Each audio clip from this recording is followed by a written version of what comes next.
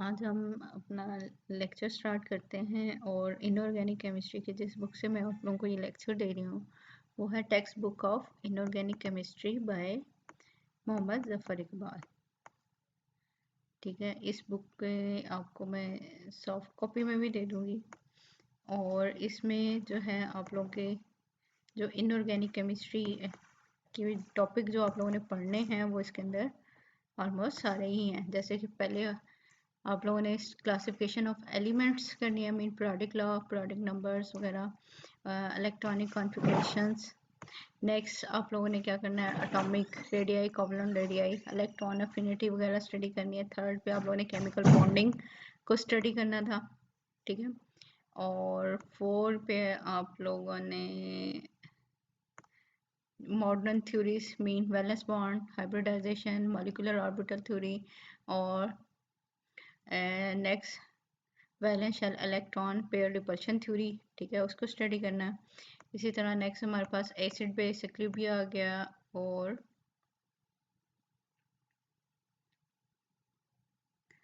Theoretical principal, ये आप लोगों ने नहीं करना 7 वाला, लेकिन 8 वाला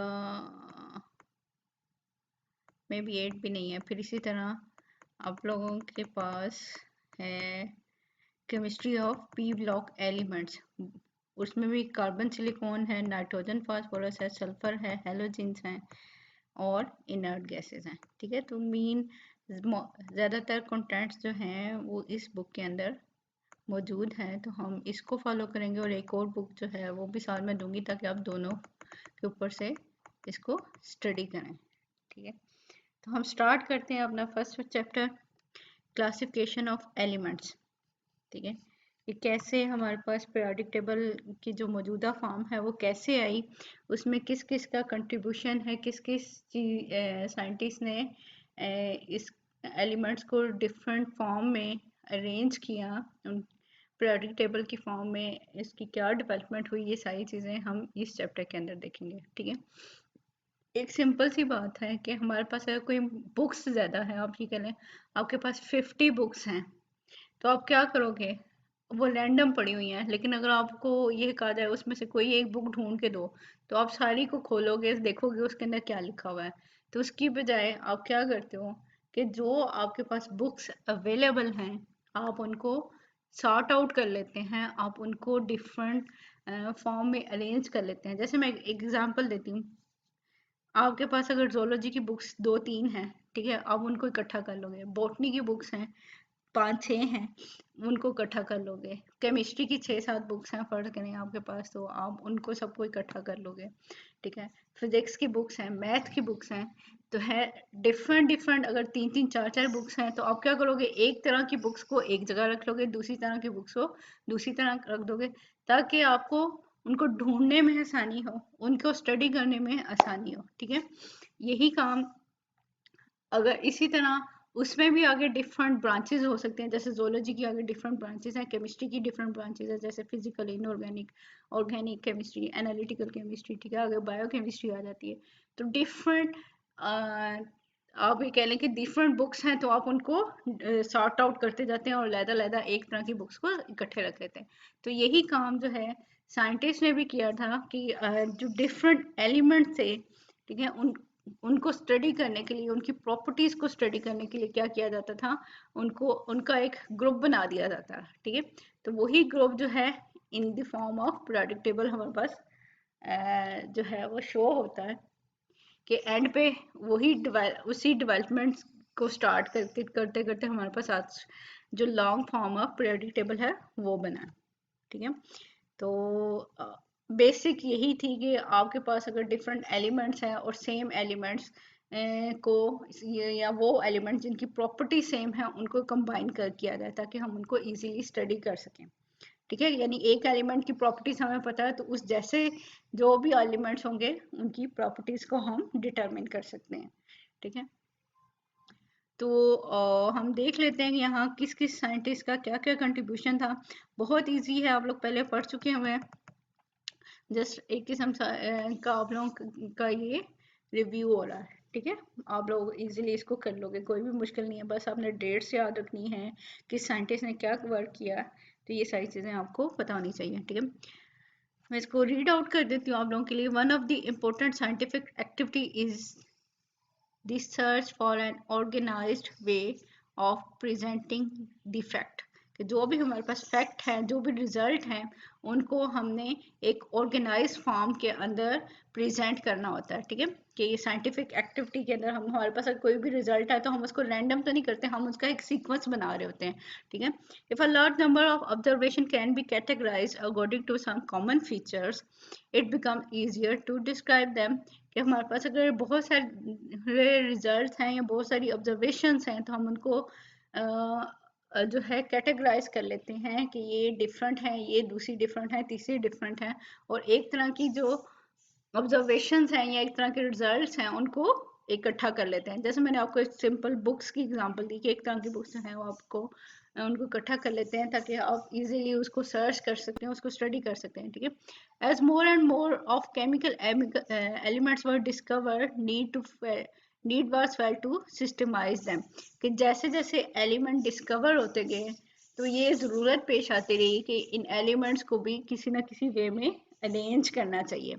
ठीक है, यानी कि उनकी उनकी प्रॉपर्टीज को स्टडी करने के लिए हमारे लिए बेहतर है कि हम उनको सिस्टमाइज करें। ठीक है, Muslim scientist were the first to categorize the then known elements and compounds, के सबसे पहले काम क्या था मुस्लिम साइंटिस्ट ने। ठीक है, जितने भी एलिमेंट्स या कंपाउंड उस टाइम मालूम थे, ठीक है, 18th सेंचुरी के अंदर, तो वहाँ पे उन्होंने क्या किया, एलिमेंट्स को अरेंज करने की कोशिश की। One of the first attempt to arrange the element and compound on the basis of their origin was made by al-Razi, कि ओरिजिन की बेस के ऊपर डिफरेंट कंपाउंड्स को जो है अरेंज किया गया बाय अल-राजी। ठीक है, in 1789 Lavoisier also arrange the element into 4 groups. Lavoisier को आप भी कह सकते हैं कि मॉडर्न केमिस्ट्री का आप ये भी कह सकते हो कि फादर ऑफ मॉडर्न केमिस्ट्री। ठीक है, क्यों कि इसी ने डिस्कवर किया कि ऑक्सीजन जो है वो कंबशन के लिए बहुत ज़रूरी होती है। इसी तरह हाइड्रोजन को नेमिंग, हाइड्रोजन एंड ऑक्सीजन की करेक्टरिस्टिक जो स्टडी किए थे वो लिवाइजे ने किए थे। ठीक है, द फर्स्ट टाइप इंक्लूड, अब इसने क्या किया, एलिमेंट्स को 4 ग्रुप्स के अंदर डिवाइड कर दिया। First type include gases such as oxygen and nitrogen, ये पहले ग्रुप में कौन सी हैं, गैसेज हैं जैसे ऑक्सीजन एंड नाइट्रोजन है। Second type contain the elements such as sulphur and phosphorus which form acidic oxides. ठीक है, सेकंड में हमारे पास सल्फर फास्फोरस आ गए। थर्ड में हमारे पास क्या हो गया, मेटल्स आ गई हैं such as copper, zinc, tin and lead वगैरह। ठीक है, fourth type contain simple earth salt forming substances such as oxide of calcium, barium, magnesium and silicon. ठीक है, तो उसने एलिमेंट्स को, जितने भी एलिमेंट्स थे उनको 4 ग्रुप में डिवाइड कर दिया था। इसके अलावा आपने डोब्राइनर्स ट्राइएड के बारे में पढ़ा होगा। ठीक है, उसने एलिमेंट्स को 3 में अरेंज किया था। ठीक है, the German chemist John Dobereiner in 1829 made a serious attempt to classify elements.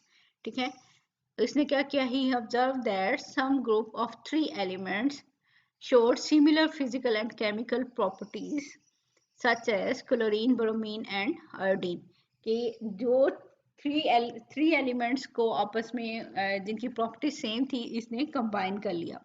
और फिर उसने क्या कहा कि जब 3 एलिमेंट्स को कंबाइन करें तो उसमें से जो सेंटर वन है, ठीक है, उसकी प्रॉपर, उसका वेट जो है उन दोनों की एवरेज होता है। ठीक है, यानी उन दो जो एक्सट्रीम पे एलिमेंट्स हैं उनका सेंटर में होगा, उससे सेंटर में होगा ये, या उसका एवरेज होगा। The properties and atomic weights of these elements were found to be such that the middle element had average of the properties and atomic weights of the other two. ठीक है, जो central elements है उसकी properties या उसका wait जो है वो जो पहला और तीसरा एलिमेंट्स है उन दोनों को एवरेज निकाल ले तो वो हमारे पास तीसरे एलिमेंट का वेट बन सकता है, या उसकी प्रॉपर्टीज भी उन दोनों के सेंटर में होती हैं। एग्जाम्पल आपको दी जा रही है, दस the average atomic weight of chlorine is 35.45 and iodine is 126.9. ठीक है, इज एक्चुअली ये ब्रोमीन का बता रहा है। ठीक है, कि यहाँ पे हम निकालना किसके चाह रहे हैं, ब्रोमीन का। तो क्लोरीन का वेट कितना है हमारे पास 35.4845 एंड आयोडीन का कितना है 126.9 और उसका एवरेज लेंगे एटॉमिक वेट का तो वो हमारे पास कितना बनता है is 80.75 AMU mean atomic mass unit which is close to the atomic weight of the bromine which is 79.9 AMU। ठीक है, कि इन्होंने क्लोरीन एंड आयोडीन के एटॉमिक वेट का एवरेज लें तो वो 80 बनता है, जो कि ब्रोमीन का अगर हम आज कल जो मॉडर्न पीरियोडिक टेबल है उसके लिहाज से देखें तो वो 79.9 है, यानी कि बहुत ही ज़्यादा क्लोज्ड है। तो इसका मतलब है जो डो ब्राइनर ने ट्राई-एड बनाए थे, जो उसका कॉन्सेप्ट दिया था वो करेक्ट था। ठीक है, कि बहुत ज़्यादा एलिमेंट्स को उसने ऐसे अरेंज किया और उनकी प्रॉपर्टीज़ को स्टडी भी किया। The elements of try-add also have similar chemical properties, कि उनकी प्रॉपर्टीज़ भी सेम होती थी। जैसा कि द एसिड ऑफ हैलोजेंस हैं HCl, HBr and HI all are compound are similar in nature। ठीक है, इनकी प्रॉपर्टीज भी क्या है, सिमिलर है, यानी तीन कंपाउंड इनसे बन रहे हैं, ब्रोमीन, क्लोरीन और आयोडीन से, तो दोनों तीनों की प्रॉपर्टीज भी सेम है। A list of Dobereiner's triads is given in following table. ठीक है, अभी हम टेबल देख लेते हैं। Dobriner's concept of triad, in spite of its limitation, has provided the background to seek further information for the classification of elements। की यहाँ से हमें एक बैकग्राउंड मिल गया, मीन एक बेस मिल गई, उसके बाद डिफरेंट साइंटिस्ट ने जो है एलिमेंट्स को डिफरेंट वे में अरेंज करना शुरू कर दिया। हम कुछ एग्जांपल ले लेते हैं, एटलीस्ट आप लोगों को कुछ एग्जांपल्स आनी चाहिए डोब्राइनर्स ट्राइएड की। ठीक है, एग्जाम्पल क्या है, lithium, sodium and potassium. Lithium and potassium का जो है एवरेज लिया जाए, ठीक है, ये एटॉमिक वेट आगे दिए हुए 7, 23 एंड 39, तो एवरेज वेट हमारे पास क्या आता है 23 आता है, जो कि सोडियम का ही एटॉमिक वेट है। इसी तरह क्लोरीन, ब्रोमीन, आयोडीन की एग्जांपल आप लोगों ने देख ली। नेक्स्ट एग्जांपल है हमारे पास selenium, sulphur, selenium and tellurium. तो एवरेज 32 एंड 127 का आता है 79.6, जो कि सेलेनियम का 79 एटॉमिक वेट है।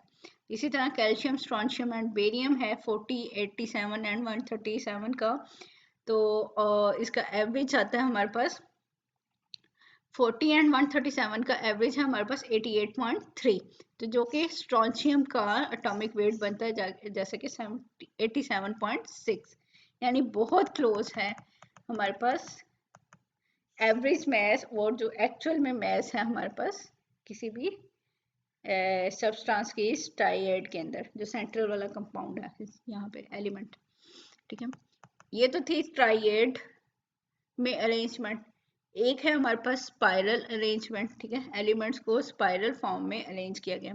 Elements were arrange subsequently in order of their relative atomic masses in a spiral around a cylinder divided into vertical strip। कि एक हमारे पास क्या है, इसको वर्टिकली स्पाइरल की फॉर्म में ये है, और जो एलिमेंट्स की प्रॉपर्टीज सेम है वो एक कॉलम के अंदर या एक अब ये जैसे ही कह लो कि एक बीड के पीछे वाला जो बीड है उसकी प्रॉपर्टीज क्या है, वो सेम है, यानी ये यहाँ पे इसको इस तरह अरेंज किया जाता है कि एक तरह की प्रॉपर्टीज वाले एलिमेंट्स जो हैं वो इकट्ठे आ रहे हैं, यानी एक दूसरे के पीछे आते जाएं, ये कॉलम जैसे बन रहा होता है। ठीक है, element with similar physical chemical properties fall on the same vertical, कि यहाँ पे भी एलिमेंट जो हैं जिनकी सेम केमिकल और फिजिकल प्रॉपर्टी सेम थी, वो एक ही कॉलम के अंदर आ रहे हैं या एक ही वर्टिकल लाइन के अंदर आते हैं। ठीक है, इसी तरह हमारे पास क्या है, न्यूलैंड्स ऑक्टेव्स, कि हर आठवां एलिमेंट्स, आपने पढ़ा होगा कि हर आठवें एलिमेंट्स की जो प्रॉपर्टीज हैं वो पहले एलिमेंट्स के साथ मैच कर रही होती हैं। तो ये न्यूलैंड ने स्टडी किया था, इस तरह उसने एलिमेंट्स को अरेंज किया था। In 1866, an English chemist John Newland examined the then known elements कि वो उस टाइम 1866 में जितने भी एलिमेंट नाउन थे उसको उसने अरेंज किया, arrange them in the increasing order of their atomic weights के weights के लिहाज से इसने भी arrange किया elements को. He observed that chemically similar element reoccur at regular intervals के जो जिनकी property same है वो regular intervals के बाद दोबारा आ रहे होते हैं, ठीक है, दोबारा एलिमेंट्स जो हैं कंबाइन हो रहे हैं. And the properties of elements are repeated after every eighth element. ये एलिमेंट्स की प्रॉपर्टीज जो हैं एवरी एट्थ एलिमेंट के बाद सिमिलर प्रॉपर्टी आ रही होती है. Newland noted that similarity of periodic reoccurrence of the properties of elements resembles the musical octaves and postulated as the law of octaves. ठीक है कि ये उसी तरह ही है जैसे हम ऑक्टेव वैसे तो 8 को कहते हैं, जैसे कहते हैं कि म्यूजिक में 7 सुर हैं, ठीक है, पहला दूसरा तीसरा चौथा पांचवा छठे सातवें के बाद फिर वो क्या आते हैं फर्स्ट वाले पे आ जाते हैं, ठीक है. तो यानी आठवें वाला जो है आठवें वाले की प्रॉपर्टीज हमारे पास एलिमेंट्स की क्या हो जाती हैं, सिमिलर हैं पहले वाले से, ठीक है. तो chemically similar elements reoccur in octaves when arrange in order of increasing atomic weight की हमारे पास लॉ ऑफ ऑक्टेव्स क्या कहता है कि जो केमिकल सिमिलर एलिमेंट्स हैं वो एक पीरियोडिसिटी प्रोड्यूस कर रहे हैं जिसमें पहला एलिमेंट और आठवां एलिमेंट्स जो हैं अगर उनको हम अरेंज कर दें एटॉमिक वेट के लिहाज से तो वो पहला और आठवां एलिमेंट्स जो हैं वो एक ग्रुप में आएंगे या उनकी प्रॉपर्टीज हमारे पास सिमिलर होंगी. There were valid objection to the Newland's arrangement of element in octaves, ठीक है, some limitations थी, some mistakes भी थी इस तरह arrange करने के लिए अंदर, ठीक है. Several elements were arranged out of place. For example, iron could not be with oxygen and sulfur due to its quite different physical and chemical properties, ठीक है. कुछ limitations थी, कुछ mistakenly elements जो हैं वो एक दूसरे के साथ जो है रखे गए तो उनकी लेकिन उनकी प्रॉपर्टीज क्या थी, डिफरेंट थी. In spite of objection and drawbacks of Newland arrangement of elements in octave more extensive ordering of element was visualized, ठीक है, कि यहाँ पे ये एक्सटेंसिव ऑर्डरिंग क्यों है, पहले तो जस्ट 3 एलिमेंट्स को लैदा किया गया या स्पाइरल में किया गया, तो ये यहाँ पे एक पीरियोडिक टेबल की अभी कह लें कि बेसिक सी फॉर्म बन रही है कि हर 8th एलिमेंट जो है वो प्रॉपर्टीज सेम शो कर रहा होता है, ठीक है. जैसे फर्स्ट पे हमारे पास क्या है, हाइड्रोजन है, इससे काउंट करें 8th एलिमेंट जो है वो फ्लोरीन बनेगा और उससे 8th एलिमेंट क्या होगा, क्लोरीन बनेगा, तो उनकी प्रॉपर्टीज क्या होंगी, सिमिलर. इसी तरह अगर हम लिथियम ले रहे हैं तो लिथियम से अगला 8th एलिमेंट जो आ रहा है वो सोडियम आ रहा है. जैसे मैं काउंट कर देती हूँ आपको, पहला हमारे पास क्या है, लिथियम, फिर beryllium, boron, carbon, nitrogen, oxygen, fluorine and 8th वाला सोडियम, ठीक है. तो सोडियम है, इसी तरह अगर हम सोडियम से काउंट करें तो 8th एलिमेंट पोटाशियम बनेगा. फर्स्ट करें मैं सिलिकॉन से काउंट कर रही हूँ तो सिलिकॉन से अगला 8th एलिमेंट क्रोमियम बन रहा है, ठीक है. तो जो सिमिलर प्रॉपर्टी शो कर रहे थे एलिमेंट्स उनको इकट्ठा रखा गया.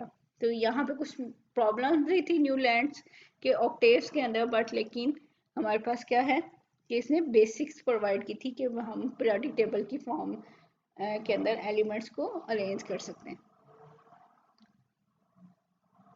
इसी तरह हमारे पास एक है मेयर्स एटॉमिक वॉल्यूम कर्व, ठीक है.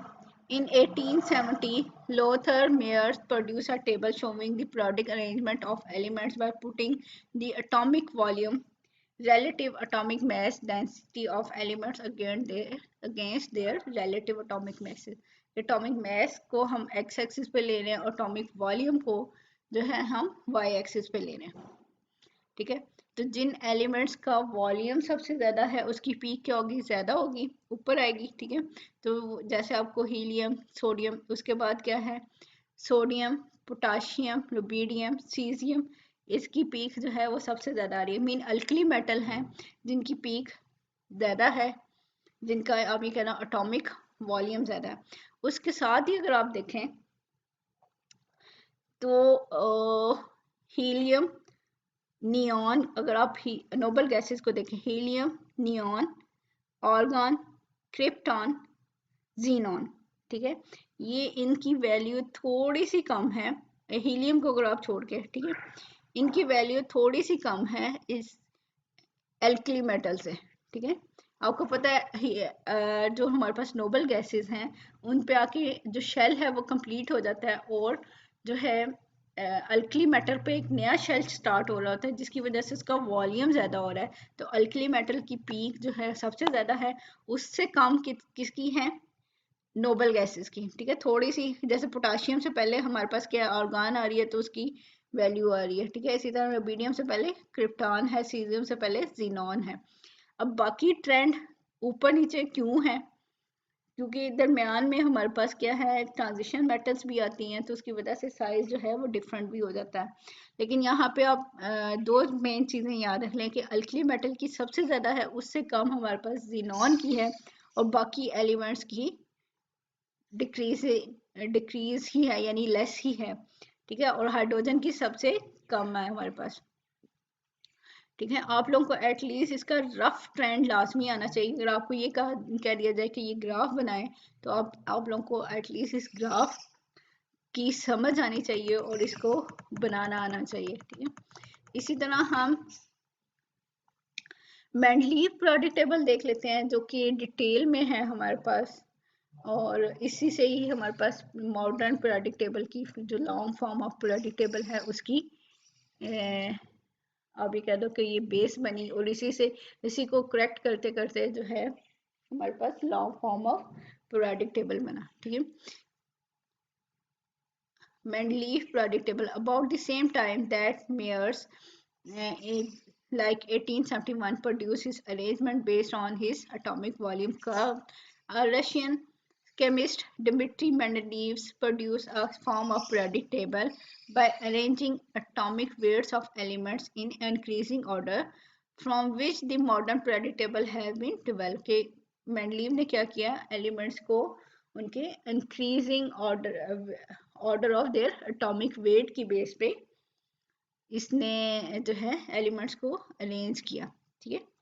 Mendeleev arranged the element into horizontal rows called the periods and 8 columns called group, ठीक है। सबसे पहले ये कॉन्सेप्ट जो है मेंडलीव ने दिया कि जो हॉरिजॉन्टल रोज हैं उनको हम पीरियड कह रहे हैं, और वर्टिकल कॉलम जो हैं वो हमारे पास ग्रुप कहलाते हैं। 8 वर्टिकल कॉलम से और 7 जो है हमारे पास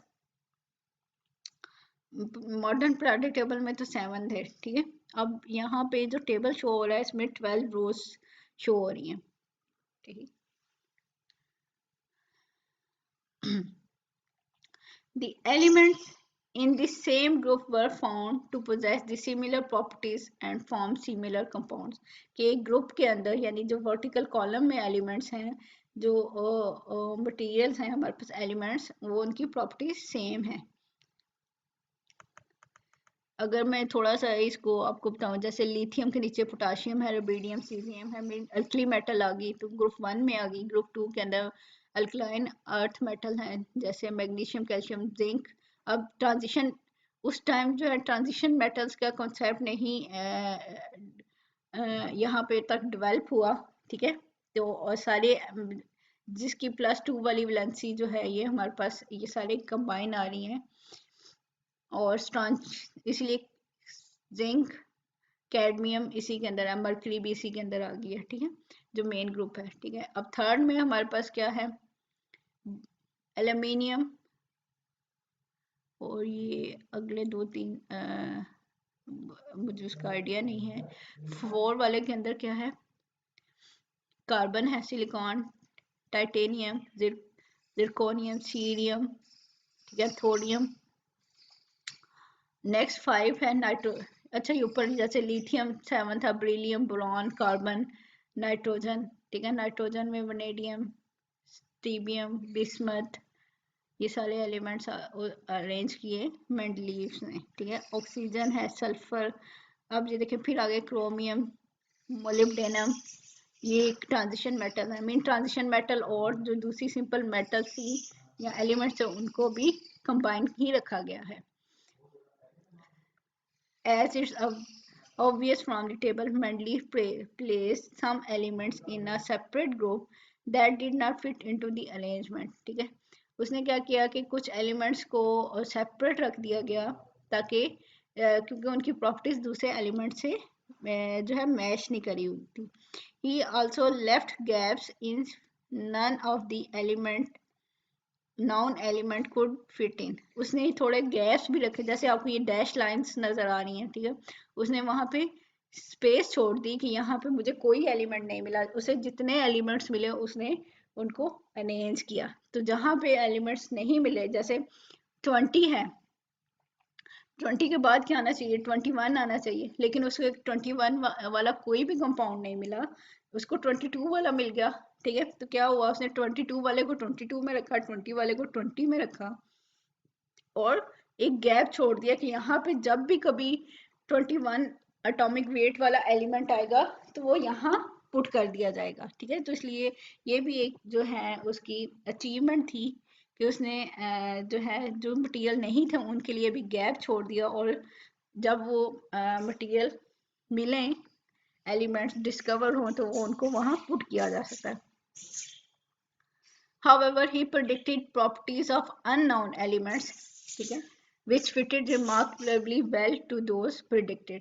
अब उसे पता था कि 21 वाला मटेरियल जो है वो कहाँ पे पुट होगा। ठीक है, उसे 20 वाला पता है, 22 वाला पता है, तो जहां दरमियान में गैप छोड़ा है उस कॉलम में, उस ग्रुप में जितने भी एलिमेंट्स होंगे उनकी सारी की सारी प्रॉपर्टीज क्या होंगी, सेम होंगी।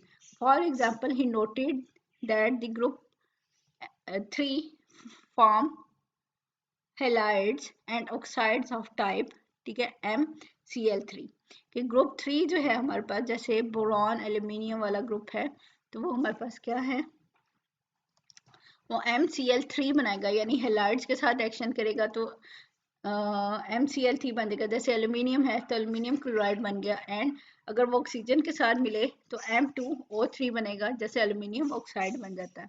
But titanium form the compound such as TCl4 and titanium tetrachloride and titanium dioxide है। ठीक है, similar to those of group 4 elements. अब क्या था, उसने अरेंज किया, ये थर्ड वाले ग्रुप में आप देखें बोरॉन एल्यूमिनियम, ठीक। अब लेकिन जो है अगर टाइटेनियम को देखा जाए तो टाइटेनियम मैच कहाँ से कर रहा है, 4 वाले के। एल्यूमिनियम बोरॉन जो है वो थर्ड वाले में आ गया, और 4 वाले के अंदर क्या है, टाइटेनियम आ गया।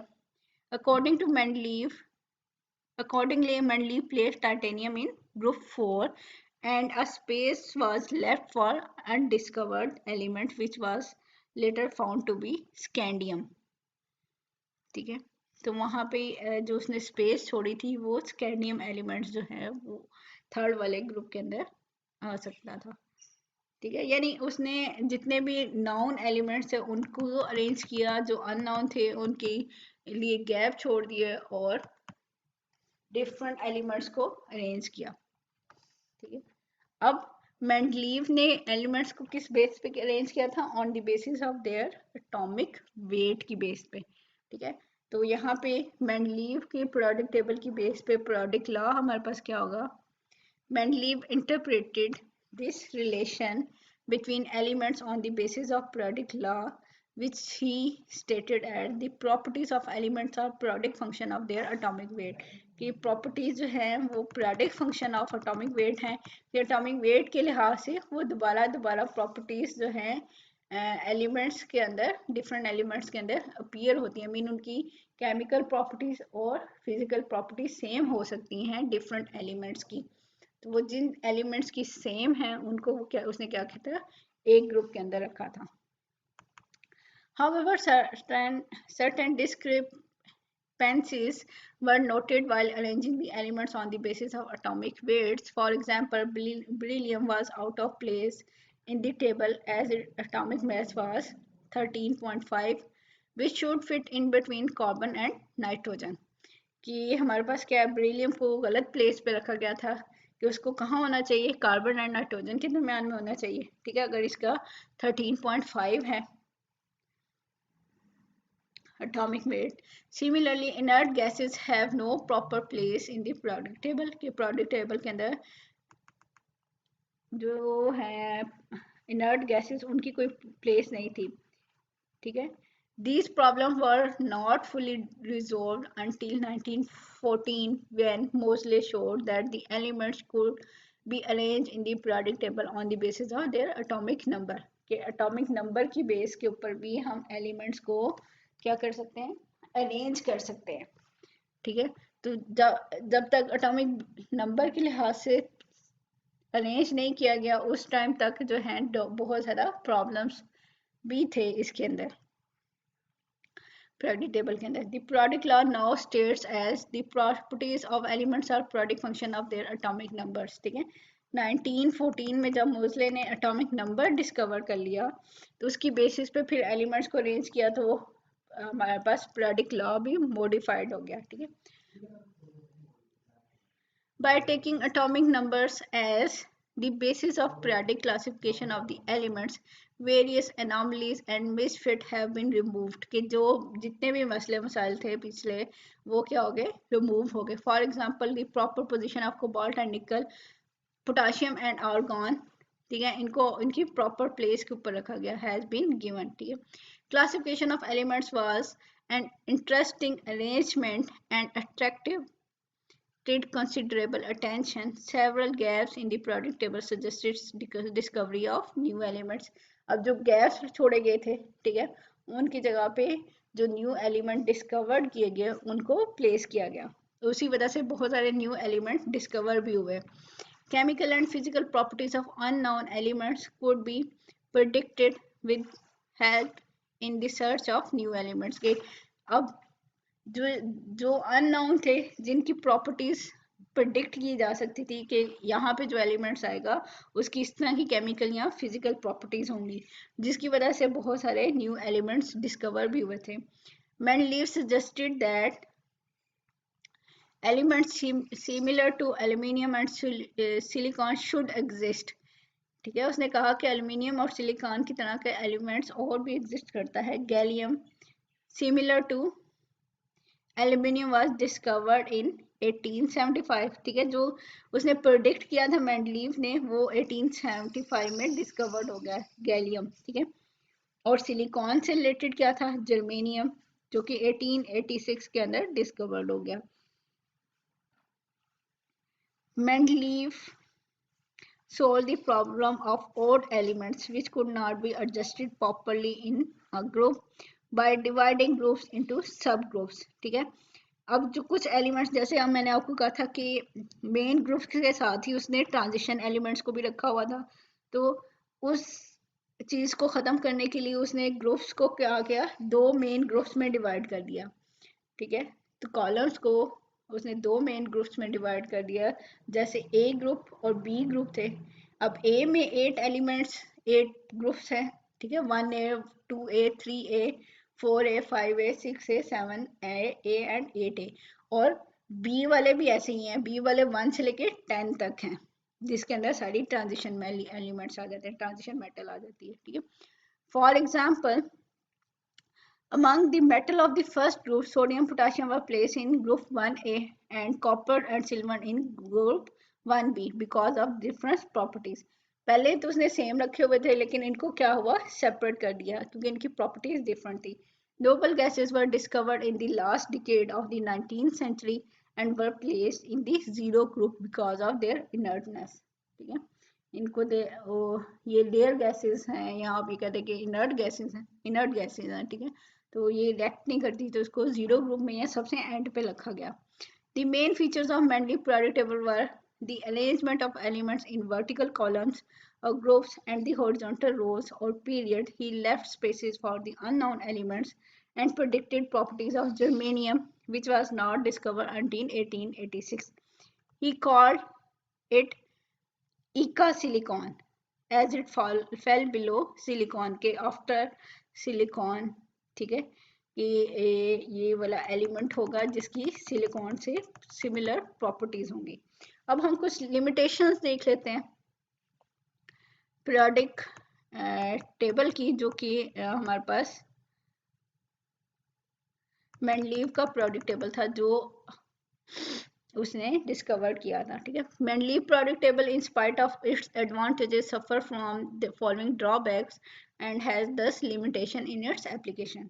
ठीक है, मेंडलीव, आपको क्वेश्चन ये भी आ सकता है मेंडलीव पीरियोडिक टेबल के एडवांटेजेस क्या थे या उसने क्या क्या डिस्कवर किया, तो पिछले वाले पैराग्राफ से आप उसकी अचीवमेंट्स देख सकते हैं और इस पैराग्राफ में आपको जो है उसकी लिमिटेशन मिल जाएंगी। तो आप लोगों ने इस लिहाज से भी क्वेश्चन तैयार करना है कि आपको अगर सेपरेटली शॉर्ट क्वेश्चन आता है तो आप उसको भी अटेम्प्ट कर सकें। ठीक है, mainly priority table in spite of, अच्छा फर्स्ट पोजीशन, फर्स्ट क्या था हमारे पास, इसका टॉप है या उसकी लिमिटेशन क्या थी?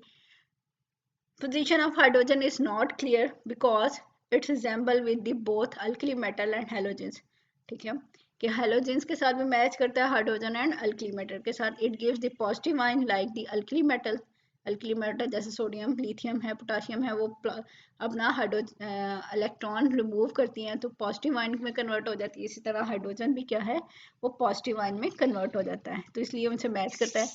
And gives the hydride ion like the halides. और हैलाइड्स क्या करते हैं कि एक इलेक्ट्रॉन को गेन करते हैं तो हाइड्राइड्स बना देते हैं, यानी हाइड्रोजन के साथ रिएक्ट कर लेते हैं या आयंस बनाते हैं, एनायन जिसे कहते हैं। ठीक है, तो हाइड्रोजन भी क्या कर सकता है, एक इलेक्ट्रॉन को गेन भी कर सकता है। ठीक है, सेकेंड लिमिटेशन क्या है, certain chemically similar elements such as copper, gold, platinum are placed in different group while some dissimilar elements are grouped together।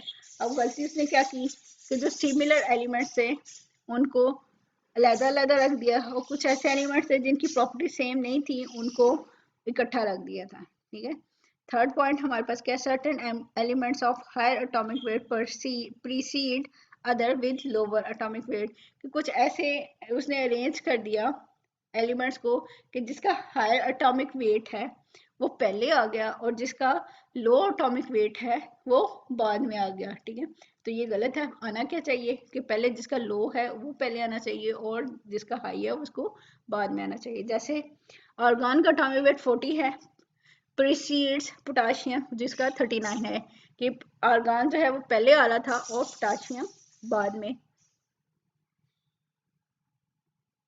ठीक है, इसी तरह कोबाल्ट का एटॉमिक वेट 59 है, प्रोसीड एटॉमिक वेट ऑफ निकल जो कि हमारे पास 58.6 है, कि जिनको एटॉमिक वेट बड़ा है उसको बाद में आना चाहिए लेकिन यहाँ पे पहले आ रहा था।